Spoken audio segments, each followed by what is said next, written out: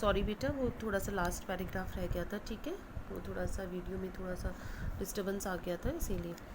ठीक है, यहाँ तक आ गया बेटा समझ में? वापस से बता रही हूँ, देखो।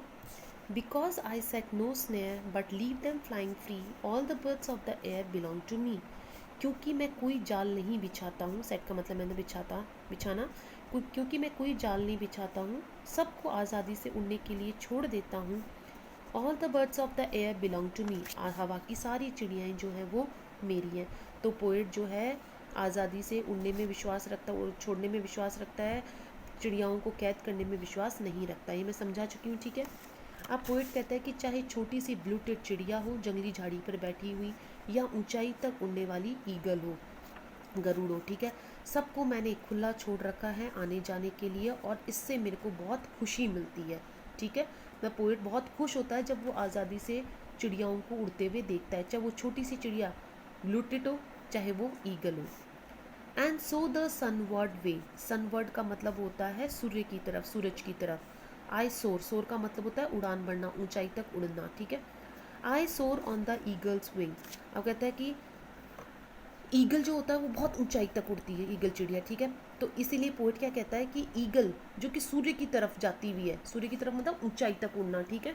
तो पोएट एक एक्सपीरियंस कर रहा है, ठीक है, उसको फील हो रहा है कि जब ईगल ऊंचाई तक उड़ता है तो पोएट को ऐसा महसूस होता है कि वो ईगल नहीं उड़ रहा है, उसके पंखों पर बैठकर पोएट उड़ रहा है, ठीक है। मतलब उसको इतनी खुशी होती है कि क्योंकि उसका इतना लगाव है बर्ड्स के साथ में कि वो भी एक तरीके से उनके साथ में महसूस करने लग जाता है कि केवल बर्ड्स ही नहीं उड़ रहे, वो खुद भी उड़ रहा है, ठीक है। इसलिए वो कहता है कि इसलिए मैं भी ईगल के पंखों पर बैठकर उड़ता हूँ सूर्य की तरफ, ठीक है, कि बहुत ऊंचाई तक, क्योंकि जब ईगल ऊंचाई तक उड़ती है तो मेरे को ऐसा लगता है कि ईगल नहीं, मैं खुद ही उसके पंखों पर बैठकर उड़ रहा हूँ।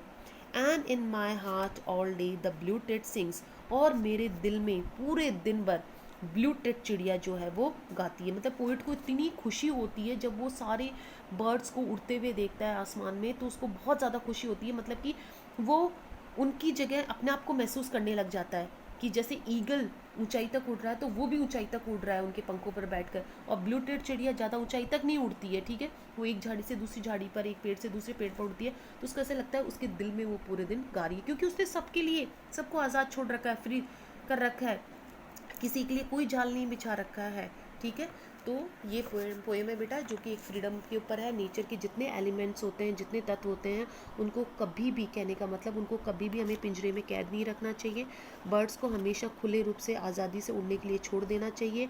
इससे बर्ड्स को भी खुशी मिलेगी, देखने वाले हमको भी खुशी मिलेगी, और नेचर की सुंदरता भी बढ़ेगी। इसलिए पोएट जो है जब भी बर्ड्स को उड़ते हुए देखता है, फ्रीली उड़ते हुए देखता है, तो उसे बहुत ज़्यादा खुशी होती है। इसीलिए वो आसमान में जितनी भी चिड़ियाँ हैं उड़ने वाली, उन सबको वो अपनी ही बताता है। क्यों बताता है?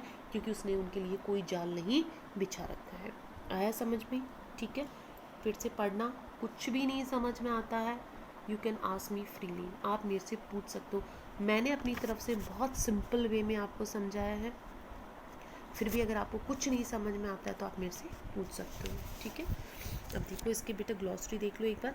ब्लू टिट, ब्लू टिट जो होती है एक छोटी सी चिड़िया होती है, मैंने बताया गाने वाली चिड़िया होती है जो कि यूरोप अफ्रीका वगैरह में मिलती है, ठीक है, जिसका ब्लू हेड होता है।